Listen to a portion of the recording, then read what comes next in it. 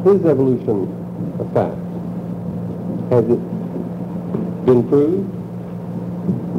Can an intelligent person believe in creation and the God who is behind it? These are some of the questions we'll be taking a look at in this series of studies. So we welcome those of you who are here this evening, especially those of you who are visiting with us. The scheme that we're going to follow is this. Tonight, the subject is evolution is a faith. It is not a fact. It may be called a philosophy. It is not a fact. Tomorrow night, we shall look at the testimony of life, past and present, and consider what are put forth as the biological evidences of evolution. Friday night, we will ask the question, what do the fossils say? We will look at geology and paleontology. And then Saturday night, the lesson will be of apes and men. And we'll be in the field of anthropology. We'll study about ape men, cavemen, prehistoric men. And we'll probably have more fun with that lesson than some of the rest. But I believe it's justified. You're going to be surprised when you hear the backgrounds of each one of the prehistoric men that have been put forward as supposedly links in the chain from the apes or a common ancestor with the apes to man. And though we may have a bit of fun with that one, I'll make no apology for it. I think this is something that evolutionists in their very careless moments have coming. But tonight I want to first of all say that the quotations I'm going to give you tonight, every authority that I quote is going to be an evolutionist. I'm not going to quote the first creationists against evolution. And one reason I can do that is this, that for every facet of evolution there is, you can find an evolutionary expert who opposes that facet and says it's wrong and gives good reasons for not believing it. But he'll believe something else, and another evolution will take him to task for what he believes.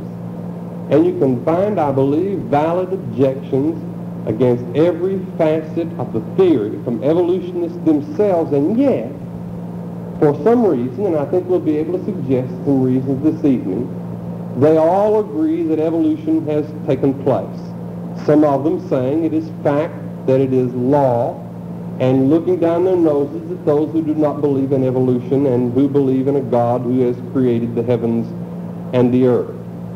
And I also want to say in all of this that I am not against science. I appreciate science, not just because of its technology, which has given us some comforts in life, but I'm amazed how much science has changed since I was in college. One of the simplest things we could draw, and one of the first things we would draw in freshman biology, is the cell. You would have about three things to label: the nucleus, the protoplasm, and the cell wall, and that was it. But the cell now we know is infinitely more complex than that. What we have discovered in the cell, just since I was in college. And what that means to me is the more we learn about the cell, the more we learn about life, the more we learn about this earth, every law that we come to understand about the functioning and how things go on of life, we're coming to understand more and more about the majesty of God, more and more about his laws. Every law we come to discover, we are discovering more about God and more about his power and more about his knowledge. I am not against science. I am against a materialistic humanism that goes under the guise of science that calls itself evolution. An evolutionist, when he begins to be an apostle for evolution, and when he begins to evangelize, has gone beyond being a scientist. He has left the principles of science in doing that. For instance, this is what George Gaylord Simpson of Harvard University said, and for most of this century, he has been recognized as Mr. Evolution. He believes in evolution. There are no doubts in his mind about whether or not evolution is so, but about science and defining scientific things, he said this: It is inherent in any definition of science that statements that cannot be checked by observation, are not really about anything, or at the very least, they are not science. Observations, things that cannot be checked by observations, these are not science. The principles of evolution have not been checked by observation. They cannot be checked by observation. There is nothing to observe in relationship to them. And so when a scientist, and he may be, in every sense of the word, a scientist, but when he begins to evangelize on behalf of evolution, he is talking about something that he cannot give a demonstration of, that has not been checked by observation, and he is not acting as a scientist when he does that. So as we begin this evening, I will admit and say and assert that both the idea of creation and evolution are systems of faith. I have no qualms with saying that what I believe is a matter of faith. Creation is a one-time thing. Nobody was there before it happened to see it happen. It has not been repeated. I accept it by faith, and I believe there is sufficient evidence in life about us, in the fossil record, in the Bible that tells about it. I believe there is sufficient reason to believe in creation. In Hebrews, the 11th chapter, and verse 3, Paul said, by faith we understand that the worlds have been framed by the Word of God, so that the things which are seen are not made out of things which appear. That really is a profound statement. How did this obscure yet learned Jew know that what we see is really made of that which is invisible? How did he know something that would not be discovered until fairly recent times, that all matter is a form of energy, and it may be reduced to energy as we do in producing atomic power? And yet that's exactly what that verse asserts. And the word that is translated framed there means rendered complete. And so he says, by faith we understand that the worlds have been framed, rendered complete by the Word of God. Then there is the 19th Psalm, verses 1 and 2, which says, the heavens declare the glory of God, and the firmament showeth his handiwork. And the passage goes ahead to say that though there is no voice, day unto day uttereth speech, and night unto night showeth knowledge.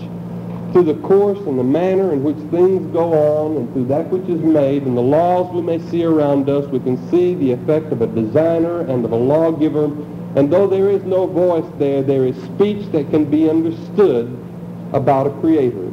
In Romans, the 1st chapter, and verse 20, speaking of God and his everlasting power and divinity, Paul says, the invisible things of him, since the creation of the world, are clearly seen, being perceived through the things that are made, even his everlasting power and divinity.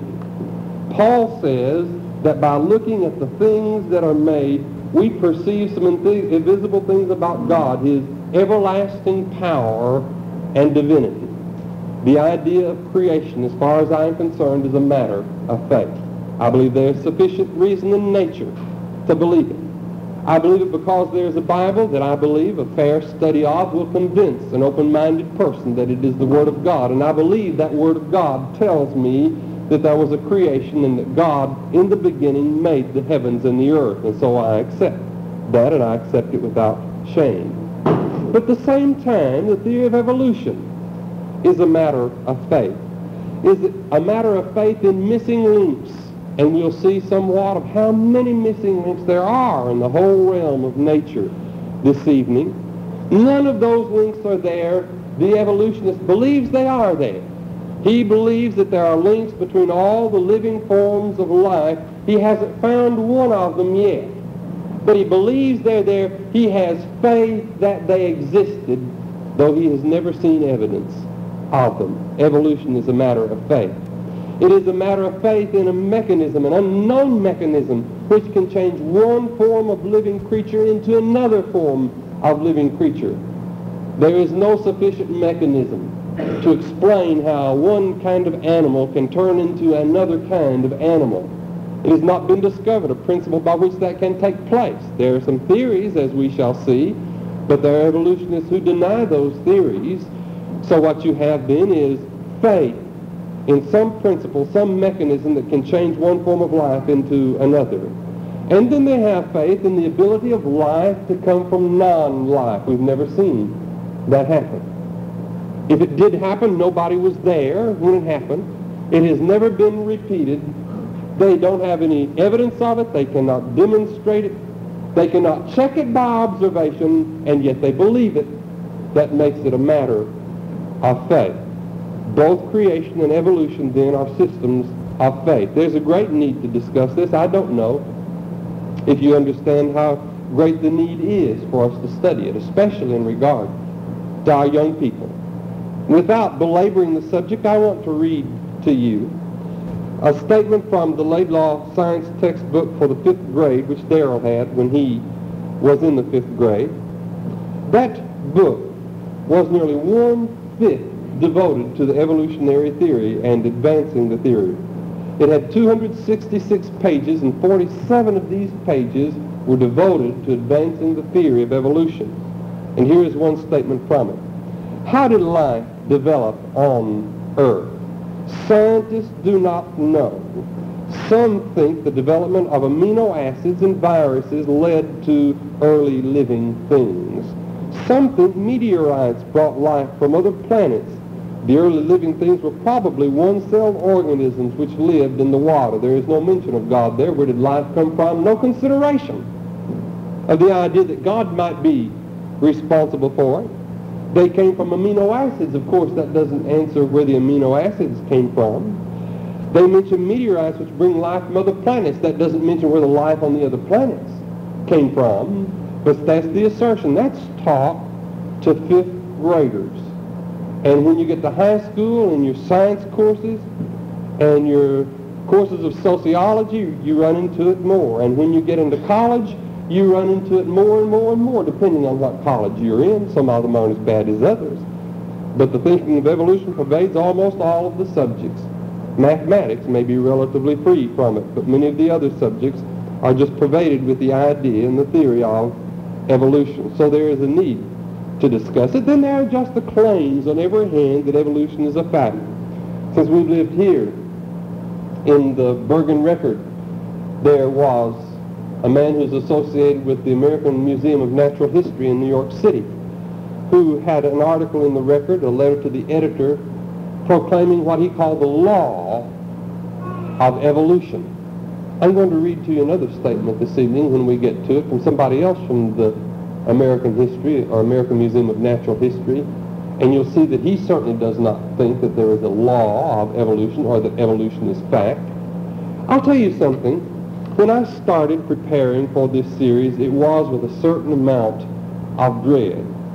It wasn't because I had any lack of evidence in the idea of creation, but it's because we have been bombarded so much in recent years with evolutionary thought that we almost get brainwashed, and we think that everybody believes evolution. And what amazes me in this area, where we're especially being bombarded with that kind of propaganda, what surprises me is that anybody believes in God anymore, that anybody believes in creation, and yet I'm surprised to find how many people do.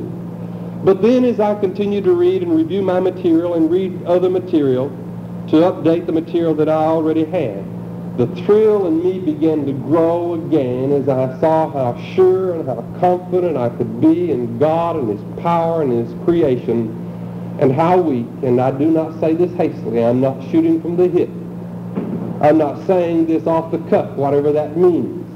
I'm saying this by pure calculation, how weak the case for evolution is. It was thrilling to me to see all of that again, and I hope I can make it plain enough that you can know something of the essence of that by the time that we're finished with all of our discussions. Can a scientist believe the Bible and reject evolution? These I quickly jotted down. There is Dr. A.E. Wilder Smith, who has 3 doctorates, no less, one from Oxford University, one from the University of Geneva, one from the University of Zurich. He is the professor, has been of pharmacology at the University of Illinois Medical Center in Chicago. He was commissioned by the United States government to establish a graduate school of pharmacy in Ankara, Turkey. He is now professor of pharmacology in Basel, Switzerland, and co-author of more than 50 technical publications. He believes in God, he believes in creation, and he rejects evolution. There's Dr. W.R. Thompson, world-famous biologist and former director of the Commonwealth Institution of Biological Control of Canada. He believes in God, and he believes in creation, and he rejects evolution. There's Dr. Melvin A. Cook, winner of the 1968 E.G. Murphy Award in Industrial Engineering and Chemistry, and winner of the Nobel Nitro Award. He believes in God, he believes in creation, he does not believe in evolution. There's Dr. Henry Morris, for 13 years, professor of hydraulic engineering, head of the civil engineering department at Virginia Polytechnic Institute. There's Dr. Walter Lametz, world-known geneticist and famous plant breeder. He believes in God, he believes in creation, he rejects evolution. There's Dr. Robert L. Whitelaw, professor of mechanical and nuclear engineering at Virginia Polytechnic Institute and State University. And on the list could go, but these are some. Yes, a person can be a scientist of the highest order and believe in God and believe in creation and not believe in evolution. Why do you suppose there aren't more scientists saying they believe in God? Let me read to you a statement from the president of the Science Teachers Association of Texas. She said this: "To the teacher who denies the evidence of evolution, I can only say that either he lacks the ability of comprehension," that's tolerance, is it not? "or he is deceiving himself and others. For me, this teacher has no place in the classroom," and that's the kind of control that those who believe in evolution are exerting over our society today. It is no wonder then that there are many scientists who just keep their mouths shut about it. And how many are there? No one knows. But in 59, at the centennial celebration of Darwin in Chicago, E.C. Olson made this speech in the presence of all those scientists gathered there for that occasion.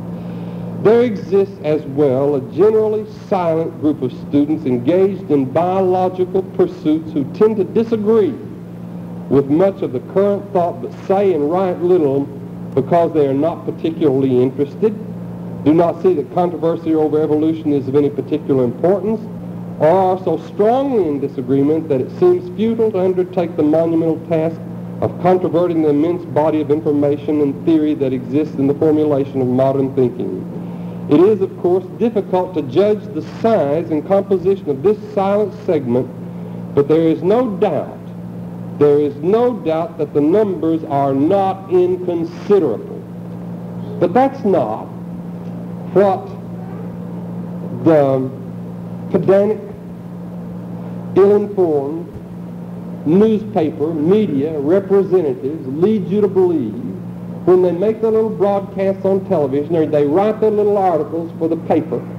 And I suppose they expect to have scientists fawn all over them for the commendations they give to them. We just do not get that impression from the articles that we read in the newspaper and the coverage that we see in the media. But the man that said this is an evolutionist, and he was speaking to a gathering of evolutionists in Chicago in 1959 to celebrate 100 years of Darwinian thought. The numbers, he said, are not inconsiderable.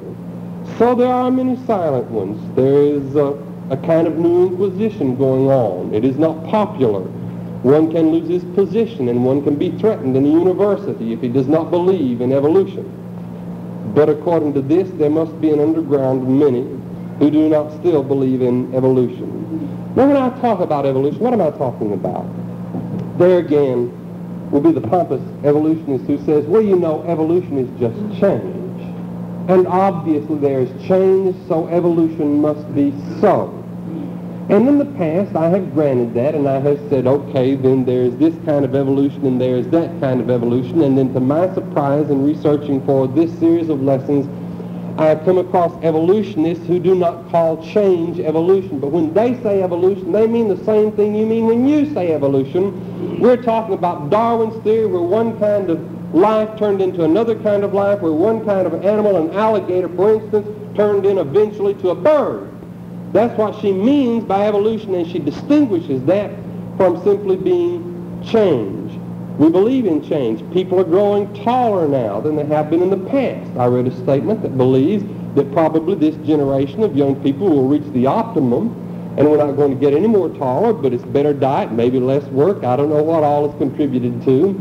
Our youngsters growing taller now than they did in the past. American people are taller now than they were 200 years ago. That's change.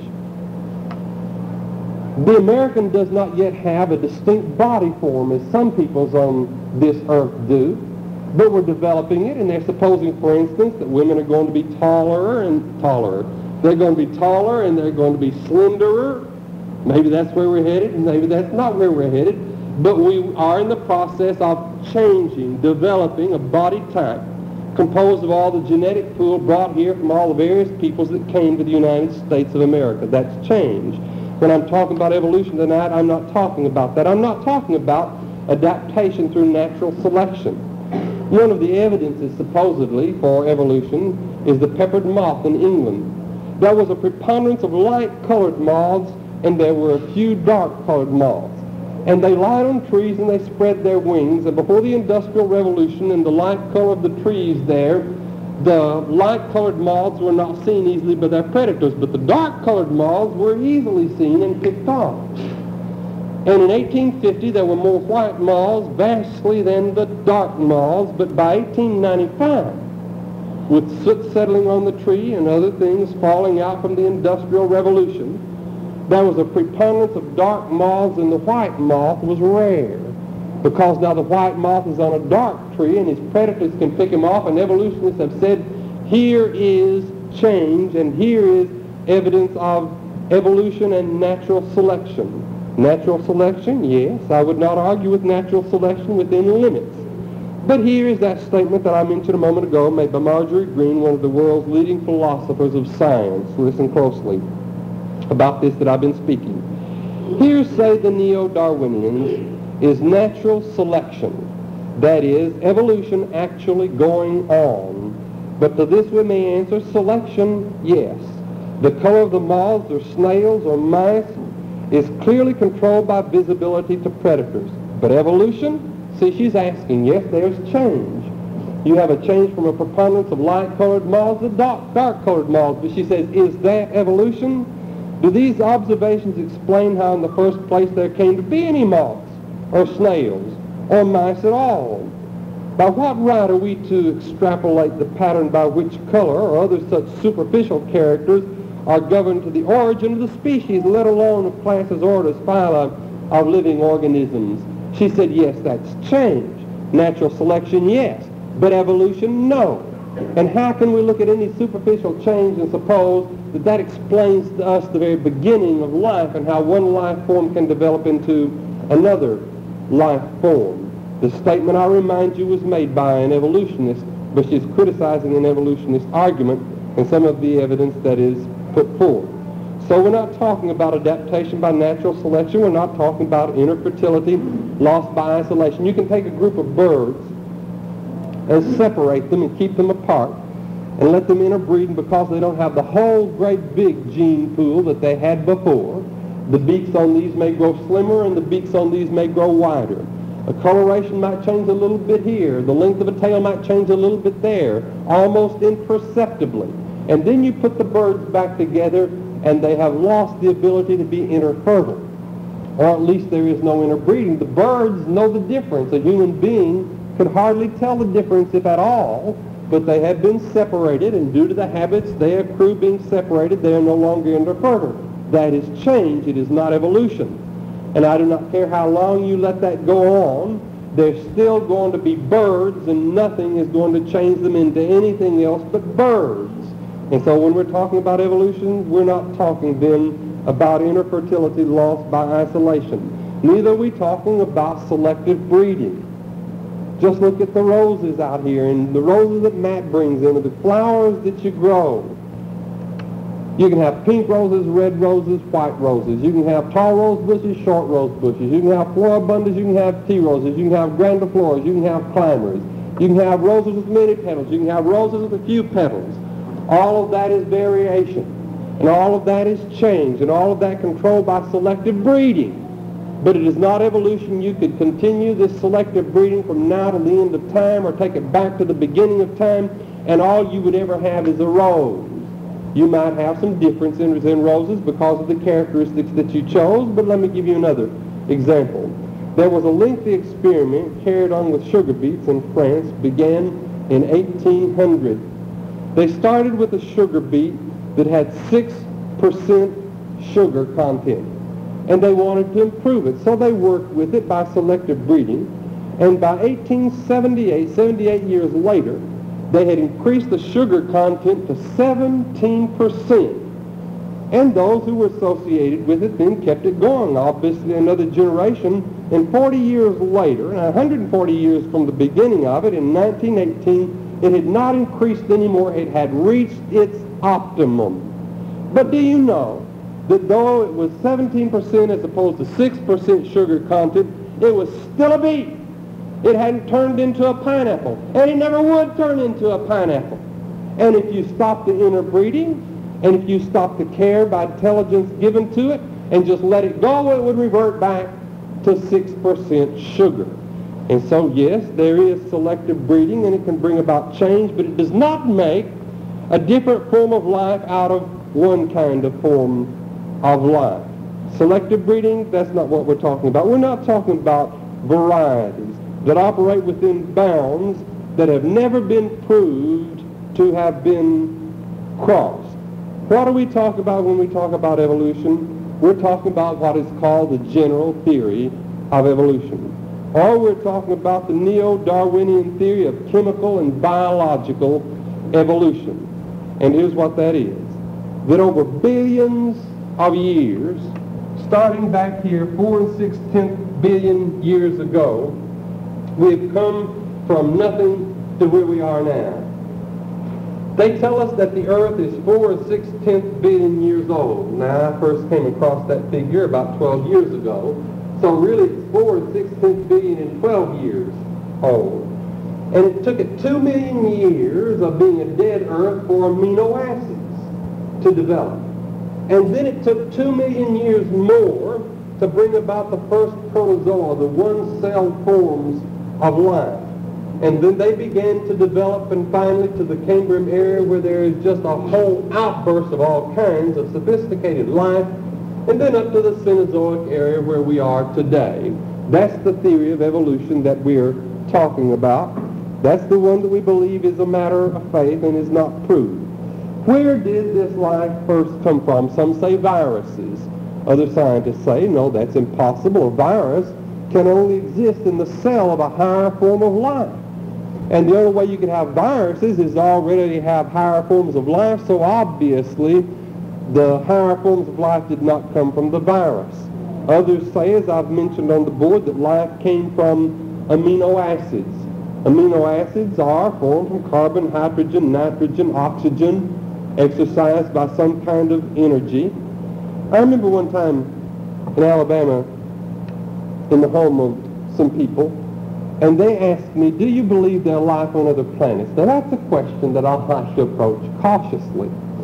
And so I waited wisely for a second before answering, and there was a 13-year-old boy there, and he said, yes, I believe there's life on other planets. After all, those planets have the carbon and the hydrogen and the nitrogen and the oxygen, and they can form amino acids there just like they form amino acids here, and that's where life comes from.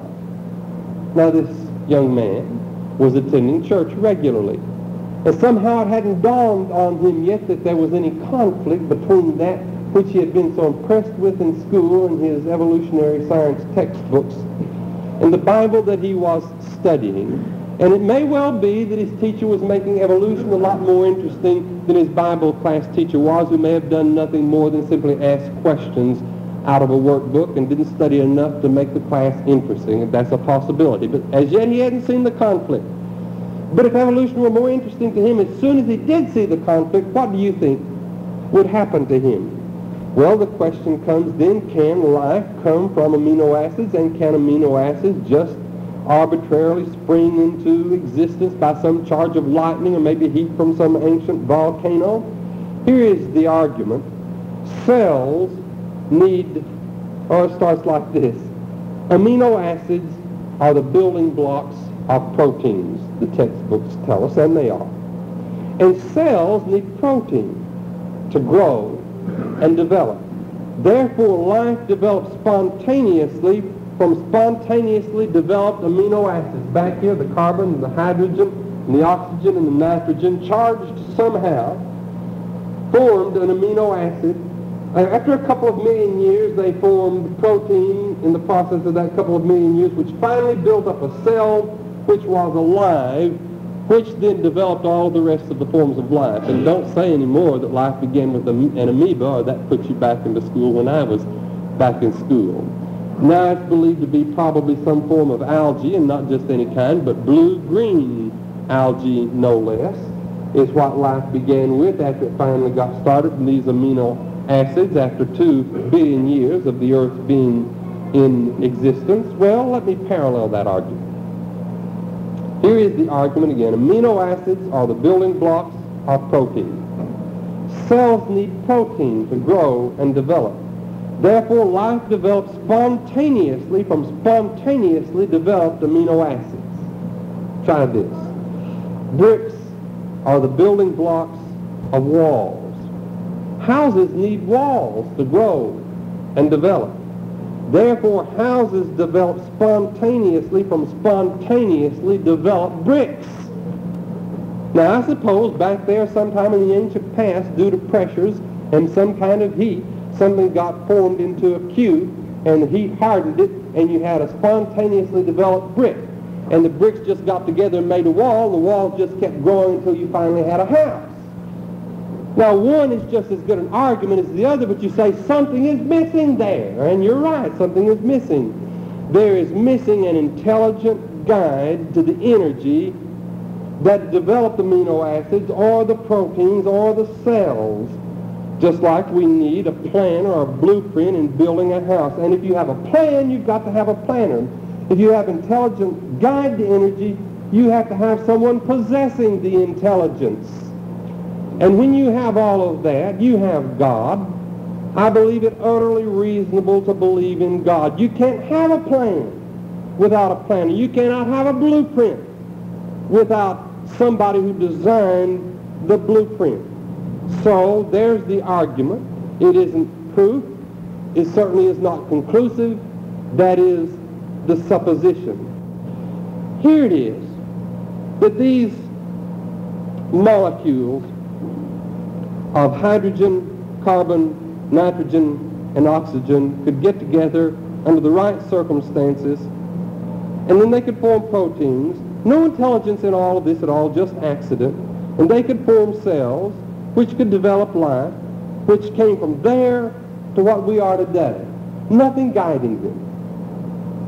And we can take our smartest scientists today, with all this intelligence that we have developed over these millions and millions of years, and put them into their laboratories, and they are there today.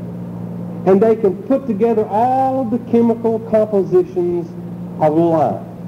They can make an egg that will fool a chicken, but it won't hatch. It doesn't live. Why is that? With our intelligence, we cannot create life, but we suppose blind forces back here, unguided, accidentally created life. I don't believe that that will hold water. Then, as we look at protein and see whether that can bring life into existence, cemeteries and meat markets are full of protein, but they have never brought life into existence.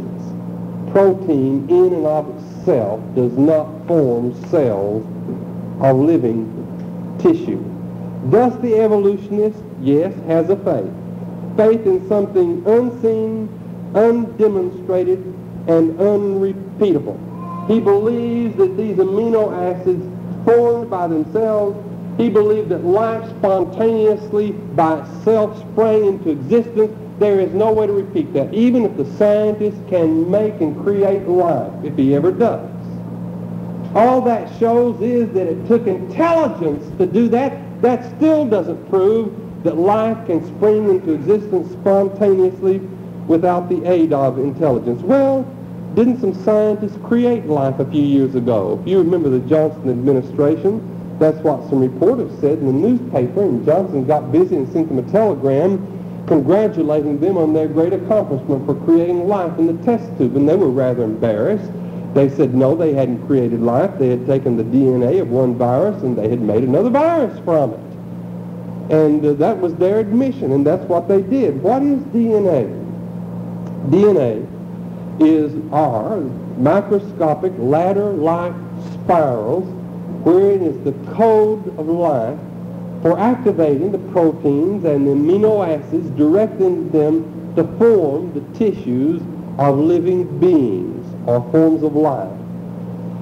They're in the genes. We've heard of the genes. DNA has been discovered since I was in college.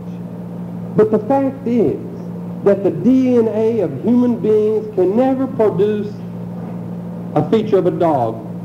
The DNA of a cat can never produce a feature that is characteristic of an elephant. The DNA in cats only produce cat characters. The DNA in dogs only produce dog characters. The DNA in human beings only produce human being characters. I read an article in the New York Times, and this reporter was like one of so many, and he was saying that evolution has been proved because of DNA. All living things are related because they have DNA. But what he evidently did not know, and he conveyed his great ignorance, or else what he covered up and he conveyed his great dishonesty, is that the DNA is distinct in each living being. Here comes the DNA in the cells as the developing human being, and the DNA is a code, unchangeable code, and it says to this, you're going to be a hair. And he says to this, you go over there and you make the hair flat so it'll be curly. And he says, you're going to be a part of an eye, get over there. And he says to another part, you're going to make that eye blue. And that's all decided. And it's not going to make a trunk if it is a human element of DNA. It's not going to make an elephant's trunk. Cannot, won't. For years, the evolutionists talked like the fossil record was his. And the creationists looked at that and they said, well, you're crazy. There are gaps in there. There are no missing links in there. There are no intermediate forms that you need to prove evolution. And now there are many evolutionists who recognize that, and they're trying to change the whole theory of evolution so that it is not as popularly understood in the past, even evolution, anymore. As we're going to see in this series of lessons, evolution is in turmoil. We'll especially look at that Friday night when we look at the fossil record. The fossil record belongs to the person who believes in creation. And you'll find that interesting Friday night. Likewise, DNA. The evolutionists talk today like DNA belongs to them. But the DNA belongs to the creationists because the Bible says everything shall produce after its own kind, and DNA being coded as it does makes sure that everything produces after its own kind. Just exactly what the Bible says that it should do. And when we talk about DNA being a code, you do not get codes from blind chance. We have fossils showing where waves have beat upon a shore that became hardened. Fossils are sea waves, in effect. You know, if you walked down on the seashore and you saw the little ripples in the sand, that's one thing. But if you saw John loves Mary, would you think that the sea waves did that? Accidentally, by chance, blind force, or would you think that intelligence had done that? And when you look at the DNA, it is a code. Just like a computer tape that tells the computer what to do or gives you the information you want from the computer, or controls something else over here and tells some other machinery what to do. What is on that tape is what comes out. And that's the way it is with DNA, a code. Or, for instance, if you were listening to the radio and you were hearing just static, but all of a sudden through the static it said dot, dot, did it, dot, dot, whatever the Morse code is, and you knew it and you sat down and you wrote, the Russians are coming. Would you suppose that that was just accidental? Or would you suppose that there was somebody over there with intelligence sending you that code? There's no doubt as to how you would answer that question. And so where you have a code, you do not have accident. You have intelligence behind it. And if you've got DNA in it as a code, and it is, then you have intelligence behind that.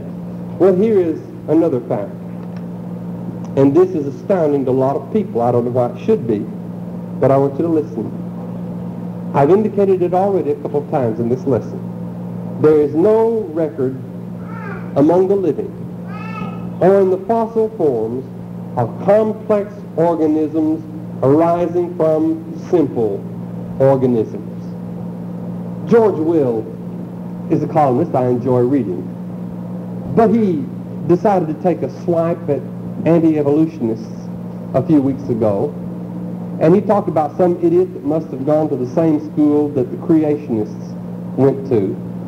And he said it's absurd to reject evolution just because they haven't found the missing link. The missing link. You're going to see that there are 2 to 3 million missing links. There's a missing link between every life form. There's not a single link in any of the forms of life that have ever existed. You know the first one to recognize that? Well, I don't know if he was first or not, but Charles Darwin was there early. He said this: why then, and this is from his book, The Origin of the Species. I copied this from the Oxford Press, from the Harvard Classics, pages 178 and 179. They're different editions. So if you want to check that, this is from the Oxford Classics, Harvard Classics. And in his chapter on the difficulties of the theory, he said this: these difficulties and objections may be classified under the following heads. First, why species have descended from other species by fine gradations. You have an alligator here, and he begins to draw on his legs and his scales. If an alligator has scales, we'll have to pick some other reptile, probably begin to fray and become more feathery through very, very slow changes, and eventually his body shape changes and he grows feathers, and his bones become hollow so they'll be light and he can fly. And all of that happening over millions and millions of years. Slow, slow steps. You know, if you can find alligators and you can find birds, and we're told by evolutionists that the closest relative to the birds today are the alligators, then you ought to find a lot of steps in between alligators and birds. And you can find birds and you can find alligators, but where are the steps? Darwin said, first, why species have descended from other species by fine gradations do we not everywhere see innumerable transitional forms? Why is not all nature in confusion instead of the species being as we see them well defined? So he said, among the living things, why don't we see everything in flux? Why is it that everything is precise and well defined? Why don't we see some creatures in the process of becoming other creatures instead of seeing everything well defined? But then he looks at the fossil record and he says, why then is not every geological formation and every stratum full of such intermediate links? Geology assuredly does not reveal any such finely graduated organic chain. And this perhaps is the most obvious and serious objection which can be urged against the theory. The explanation lies, as I believe, in the extreme imperfection of the geological record. We'll look at that last statement in just a moment. But he recognizes that the forms he needs to prove evolution, and they ought to be abundant and more abundant than the distinct life forms, he says they are not in the geological record. And he's exactly right about that. Let me read you 2 or 3 other statements here before I go on. This one. We cannot prove, he says, that a single species has changed. How many species are there? Well, scientists differ. Here's what Darwin said. There are 2 or 3 millions of species on the earth, but it must be said today, in spite of all the efforts of all the trained observers, not one change of one species into another is on record. One missing link, the missing link. He said 2 to 3 million species, and we cannot find a link between any of them. That means 2 to 3 million missing links. And yet we're expected to believe that evolution is a fact. We're expected to believe in the law of evolution. Now, the term species is a really indistinct term in scientists because there are groupers and splitters. The groupers try to put as many different varieties as they can have a species, and the splitters split up everything by just every little different characteristic they can find. But still, they can look at forms of life and see life forms well defined, not in confusion today, and they cannot find the intermediate forms that are necessary to prove evolution in the fossils. That's why I said a while ago, the fossil record belongs to the creationist. He doesn't find life beginning slowly and little and then increasing. What he finds is a great outburst of life right there, immediately. And life well-deformed and higher forms of life there, ready to go. Just as soon as we find life in the rocks, that's what we find. That's what you would expect to find if the story in the Bible is so. The evolutionist needs lower life forms, higher life forms, and all the intermediate steps in between, and the intermediate steps simply are not there.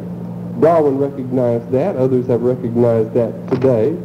And then there is this statement made by even more up-to-date scientists. And if I can find where I am on this outline, this is from the man I was talking about earlier, a man named Niles Eldridge of the American Museum of Natural History. And he said the old explanation that the fossil record was inadequate is in itself an inadequate explanation. We have studied rocks that if you line them up like the evolutionists wanted to line them up, would be 100 miles deep, full of fossils. But nowhere on the Earth's crust you find it deeper than about 5 miles, in most places far less than that, which indicates that you really cannot take this whole column and stack it up in one column, but it must be interspersed. But at any rate, there is no shortage. Please turn the tape over to continue lecture.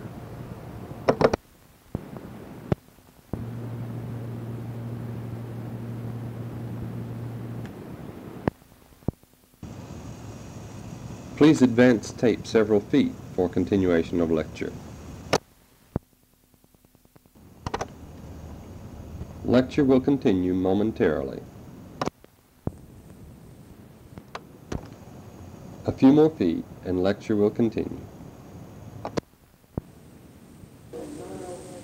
About earlier, a man named Niles Eldridge of the American Museum of Natural History. And he said the old explanation that the fossil record was inadequate is in itself an inadequate explanation. We have studied rocks that if you line them up like the evolutionists wanted to line them up, would be 100 miles deep, full of fossils. But nowhere on the Earth's crust you find it deeper than about 5 miles, in most places far less than that, which indicates that you really cannot take this whole column and stack it up in one column, but it must be interspersed. But at any rate, there is no shortage of fossils, billions of fossils, and yet we don't find the intermediate forms that evolution needs. And so this man from the Museum of Natural History in New York says that that explanation is inadequate. Then there is this statement that I copied out of Geology Today, which is an evolutionary source, and it was published in 1973. This statement: in the early days of the evolutionary theory, it was recognized that the fossil record could furnish the ideal proof of evolution. If it were not for the extensive gaps in the fossil record. But the fossil record is not complete enough because of the fossil record's lack of a precise absolute time scale of any evidence regarding parent-daughter relationships. Now what that is that the bird came from the alligator. The alligator is the parent and the bird is the daughter. And this text says, Geology Today, he says, there is lacking any absolute time scale and any evidence regarding parent and daughter relationships. Paleontologists have not been able to add any appreciable detail to contemporary knowledge of how the evolutionary process works. In 1973, a book that deals with geology and paleontology just says the gaps are there, they are real, none of the intermediate forms have yet been found. Not the first missing link. I hope I've made that plain enough, and I hope I made it clear and you understand what I'm saying. I know that in school, science teachers try to impress you with the fossil record and somehow indicates that it proves evolution, and it proves anything but evolution, and it is destructive to the concept of evolution that we have been discussing here. I want to read to you now some statements that I will duplicate later in the lesson. This is a statement by an astute scientist, G.A. Kerrick, Department of Physiology and Biochemistry at the University of Southampton. He has written an authoritative work. And let me see what it's called. It is in the International Series of Monographs in Pure and Applied Biology. His book is volume 4.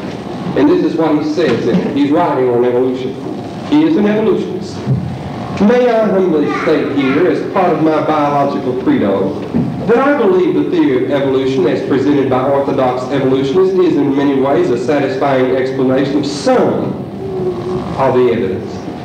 At the same time, I think that the attempt to explain all living forms in terms of evolution from a unique source, though a brave and valid attempt, is one that is premature and not satisfactorily supported by present-day evidence. This evolutionist just says it is not satisfactorily supported by present-day evidence. It may in fact be shown ultimately to be the correct explanation. But the supporting evidence remains to be discovered. We can, if we like, believe that such an evolutionary system has taken place, but I, for one, do not think that, quote, it has been proven beyond all reasonable doubt. Here is a man who is reviewing that book. And it was copied in the American Scientist, his review. What Kerrick does is take biology students there who are working on their doctorate, and one of the first things he asks them is, do you see any problems in evolution? Why, no, none of them. Not given the education they have had. And then he begins to nail them to the wall with the problems of evolution.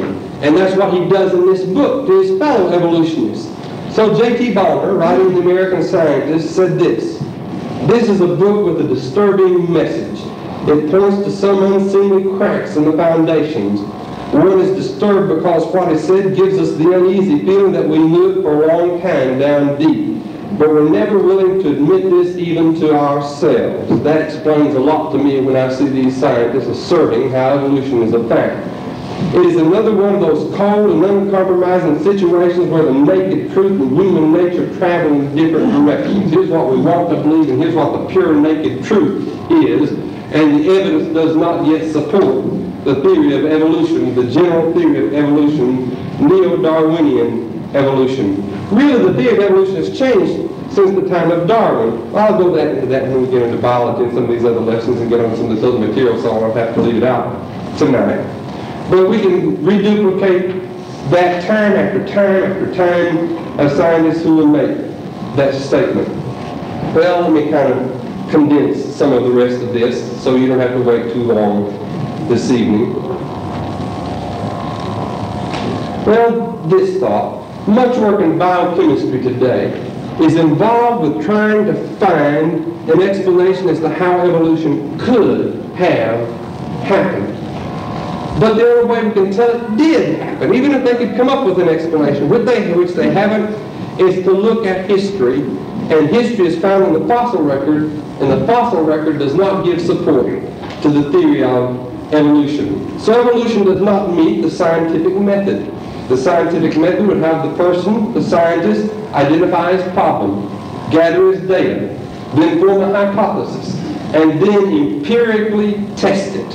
There is no way to empirically test evolution, and every test that has been tried has not proven satisfactory. That's why we say evolution is a faith. It is not a science. It has not been proved, and is not measured up to the scientific method.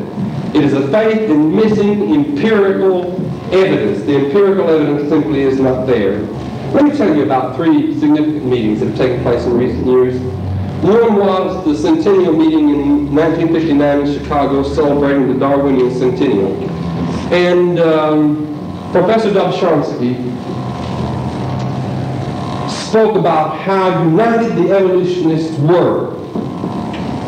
But I read some things from that meeting that he must not have been listening to too closely. It was George Gage Simpson, Mr. Evolution again, who raised this possibility that the proof for evolution was not in yet, though he believes it. There were others there who made the statements, as we saw a while ago, that there is a minority, and it must not be inconsiderable, who do not accept the tenets of evolution. Both of those came out in this meeting. Then in 1966, at the Wistar Institute of Anatomy and Biology in Philadelphia, there was a meeting of some of the world's greatest scientists, and I want to read to you, I think, if I can find what it is I want to read to you, about what took place there. This is from the Philadelphia Bulletin.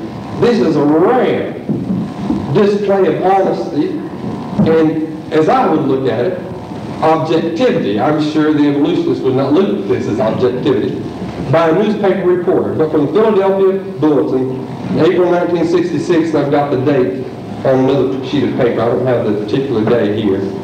Some 35 of the world's most renowned scientists argued to the point that they shed coats and loosened ties.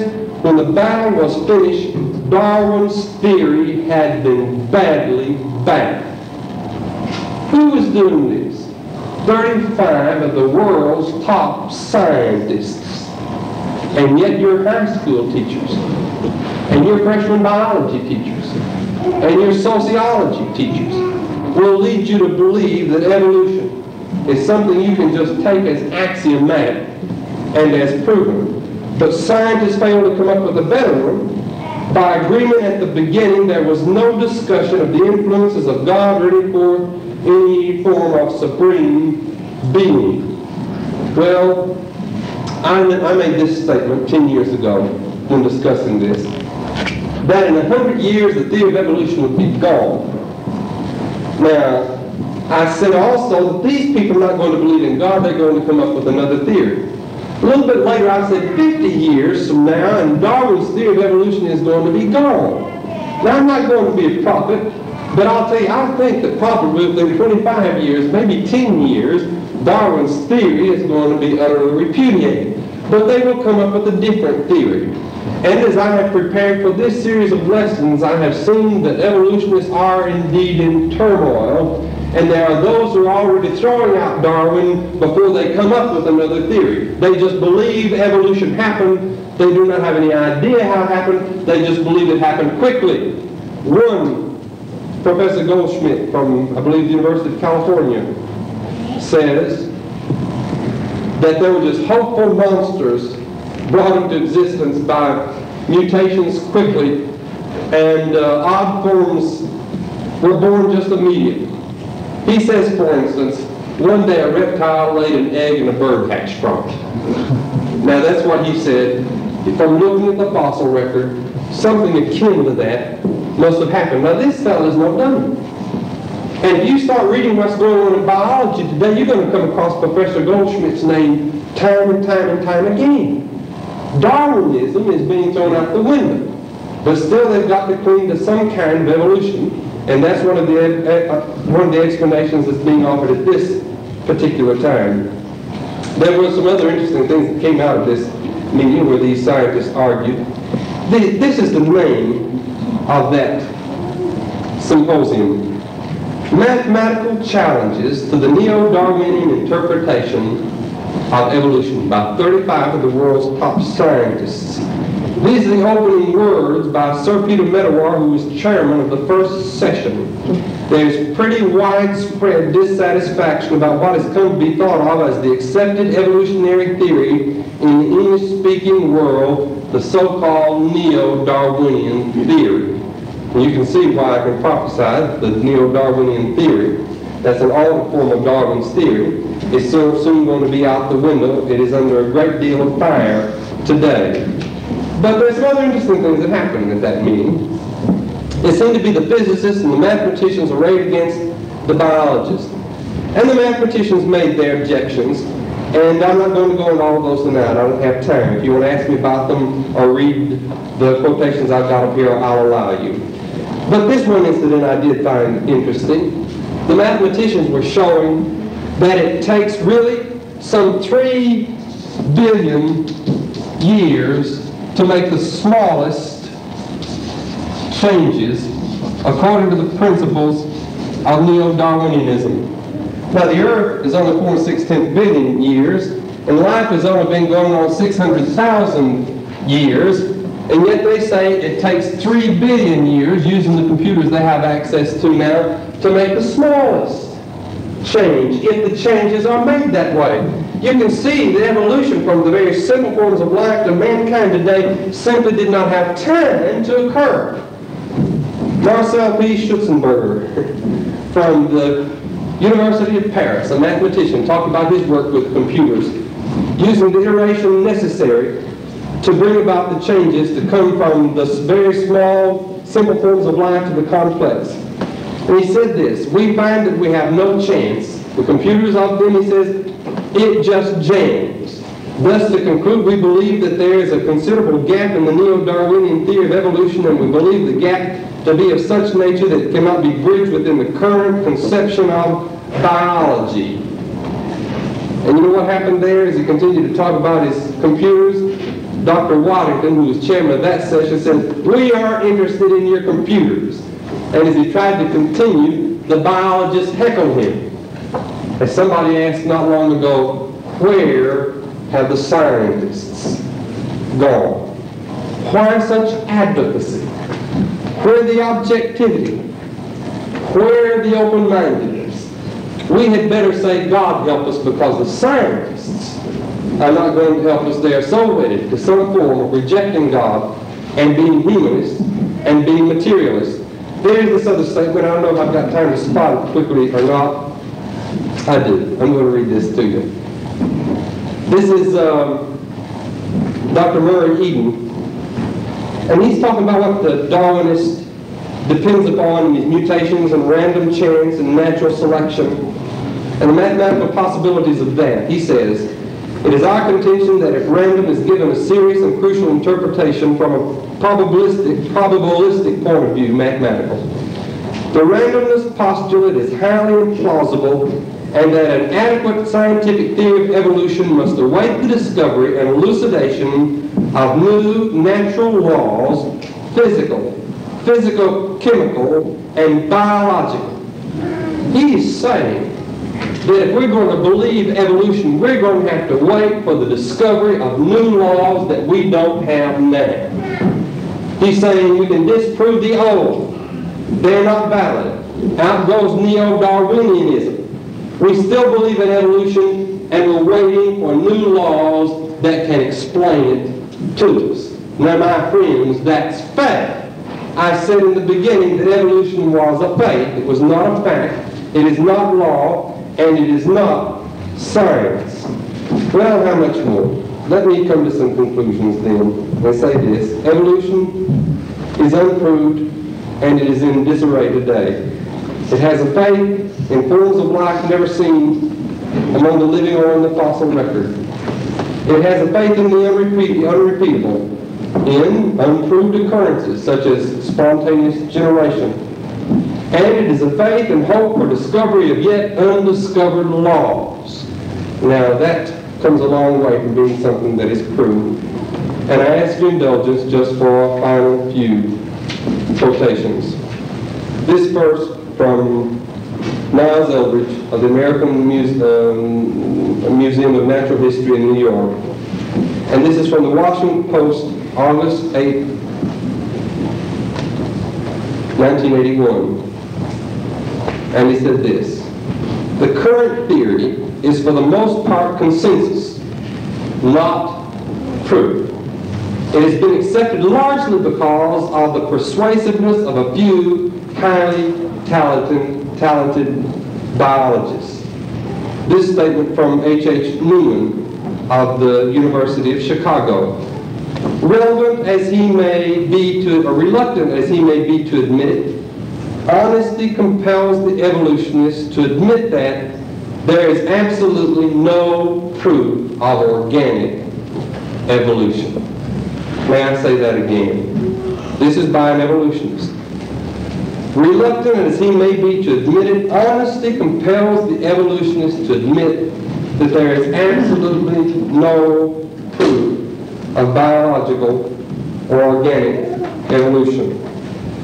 Then this statement, and one more, and we'll close this evening. This is from a professor of botany at Cambridge University, E.J.H. Corner, and listen closely, he's an evolutionist. Much evidence can be adduced in favor of the theory of evolution from biology, biogeography, and paleontology, though it is not being denied that you find it in paleontology, that's the fossil record. But I still think that to the unprejudiced, the fossil record of plants is in favor of special creation. That's what he says the evidence is. It's in favor, as far as plants are concerned, of special creation. Then one of the more significant things that's taking place is this. While American scientists are clinging to the neo-Darwinian theory of evolution, European scientists are throwing it out the window, or have thrown it out the window, and especially the French scientists. Here is a statement, or there is a statement, from Pierre P. Grosset, one of the most distinguished of all French scientists. He's recently published a book, I'm not going to pronounce it in French, in English it would be The Evolution of Life. And in it he attacks every facet of the theory of evolution. Professor Dobzhansky, who is an evolutionist of the neo-Darwinian order, reviewing the book says this: the book of Pierre P. Grosset is a frontal attack on all kinds of Darwinism. Its purpose is to destroy the myth of evolution as a simple, understood, and explained phenomenon, and to show that evolution is a mystery about which little is perhaps and can be known. Now one can disagree with Grosset, but not ignore him. He is the editor of the 28 volumes of The Traits of Zoology, author of numerous original investigations, and ex-president of the Academy of Sciences. His knowledge of the living world is encyclopedic. The closing sentence of Grosset's book is most interesting and disturbing to Dobzhansky. In that sentence, Grosset says, in the closing sentence of his book, where he attacks every facet of the theory of evolution, it is possible that in this domain, biology, yields the floor to metaphysics, or to a non-natural, supernatural explanation of origins. That's from France's top scientists. You do not have to believe in evolution. Your teachers may, and your young people may find that they may ridicule you, they may make it uncomfortable for you, but you can know now that they're the uninformed ones. And you heard it here, in a church where they believe the Bible, that 25 years from now, maybe 10 years from now, the old Darwinian theory of evolution is not going to be believed. They'll replace it with something else. But it's dying, and soon going to be dead. And your teacher in school is going to have to change what he's teaching. In our services, we want to do all that we do to the glory of God. Sometimes there are those who want to obey the gospel and be saved from their sins. If you would come to the Lord tonight and obey the gospel and be baptized, we invite you to come all together. We stand and sing.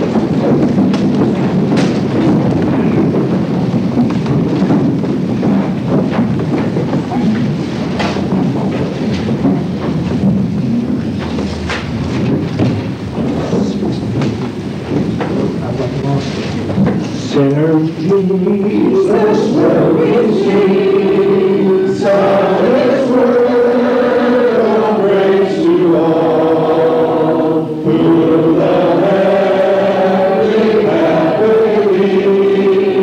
All will linger, all will fall, singing.